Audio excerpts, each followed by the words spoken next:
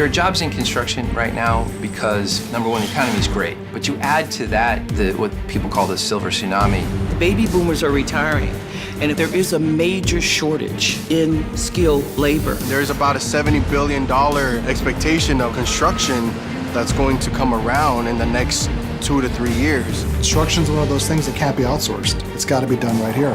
Because of Prop 39, we're able to serve the people from the community that want to go into the trades. And we're finding it's harder and harder and harder to find people that's qualified. So with these programs, it literally keeps the workforce going.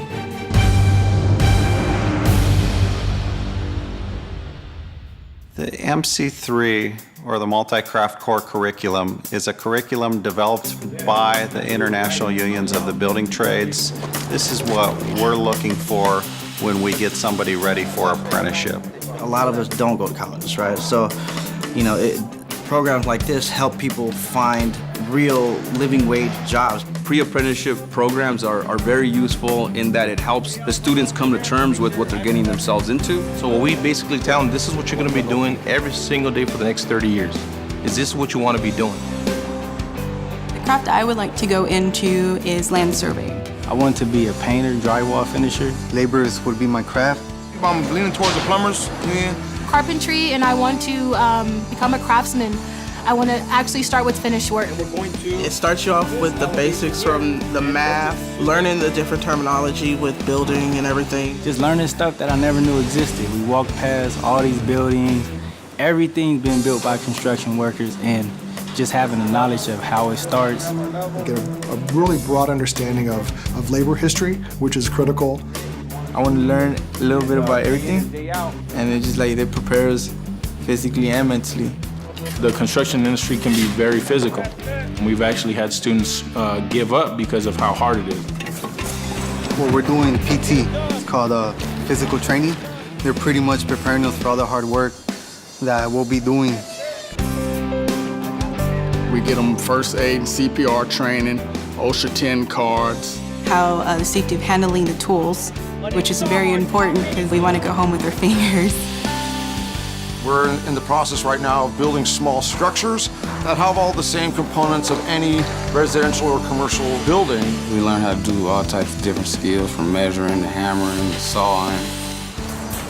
We're out in the yard, we're grading, leveling, that's really cool. You guys are gonna have to give me the answer. I'm basically teaching them life skills, how to stay on a job, how to keep their jobs. Anything from showing up on time, having the proper tools, proper communication skills. How to work with other people, how to work in close proximity with somebody else. Brotherhood, we all look out for one another. We come to work together, we get to know each other, we go through pain together, we grow together. During those 10 weeks, we're traveling to different union halls, the sheet metal workers, the painters union, the plumbers union, IBW Local 11, so they can start thinking about, okay, what is it that I'm gonna do? Visit like today at LAX is super valuable. Our students actually get to see what a live job site looks like. They get to see how the symphony of crafts working together flows. They get to see the cool hardware, the cranes, the bulldozers, seeing people on lifts, seeing people on the roof, seeing just how exciting working in this industry actually can be. It's crazy. It's my first job site that I've ever visited where it was that extensive, that big, huge project. I'd like to see myself there. We took the students to 3 different sites. We started at the San Joaquin River Viaduct. It's in the city of Fresno, to get the students out there to see what other people are working on, the men and women working on the project. I never really been so close to something, so big, like the high-speed rail, and I just hope I can be part of it pretty soon. The pre-apprenticeship programs we've funded over the last 6 or 7 years of Prop 39 have seen a lot of really great success on the individual level for formerly incarcerated, at-risk youth, people of color from communities that otherwise would have had no access to these kinds of wonderful middle-class jobs. We've seen success in getting more women into the trades and moving that small percentage to a larger percentage. 50% of the participants that we train are women. We train a lot of participants who are entering back into society from incarceration or people who have other barriers to employment. One of the big elements of success in terms of reduced recidivism is a good job and a paycheck. We're coming out of prison. Most of us come out with no experience. And being a felon, there's not many jobs I can get. And construction is a career that they look past that. And that's what I like about it. We don't care what your background is, right? All we care is that you're willing to commit yourself to the craft. Actually, the ones that's been incarcerated are the ones that are really the best students because they pay attention and they know what they have to go back to if they don't make it here. They actually believe in us, and that's what you need, people to believe in you and actually give you that second chance. But with this, they've taken a chance on me. So, I'm gonna make them proud.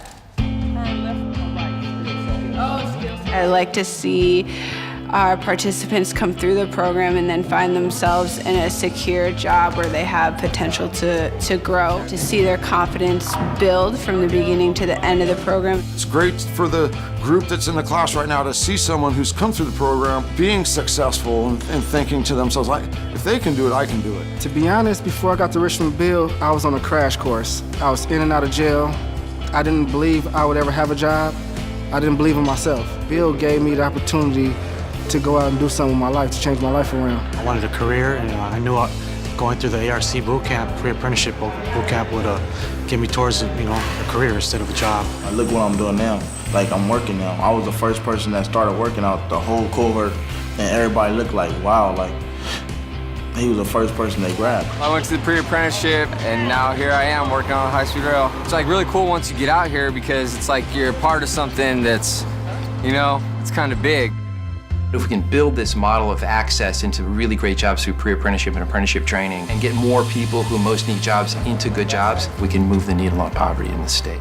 Because it's in everybody's best interest to give these folks an opportunity to succeed and provide for themselves. It changes the individual's life, but it affects their families, their neighborhoods. For a lot of our students, this is life and death for them. This may be the last opportunity they get before something drastic happens in their lives. It's definitely a blessing for me to help me have a second chance at life, a future, to be able to provide for my family.